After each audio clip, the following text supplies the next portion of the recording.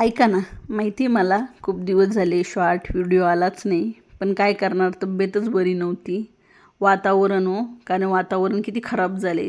दिवसभर ऊन, संध्याकाळी पाऊस, सकाळी थंडी, पाणी चेंज सगळंच तिकडून आल्यामुळं सगळ्याच गोष्टी इतक्या आणि लोड कामाचा खूप झाल्यामुळं ना थंडी ताप आली होती. आता बऱ्यापैकी व्यवस्थित आहे.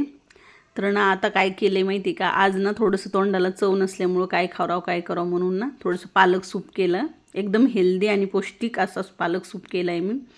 मी काय केलं, एक पालक घेतला, एक जुडी पालकाची त्याला निसून घेतलं, त्याला स्वच्छ एका पाण्याने धुवून घेतलं. त्यामध्ये थोडंसं पाणी घालून कढईत पाणी टाकून ना 4 हिरव्या मिरच्या, थोडासा लसण, अद्रक हे टाकून ना एक उकळी काढली. अगदी 5 मिनटं उकळी काढून घ्यायची.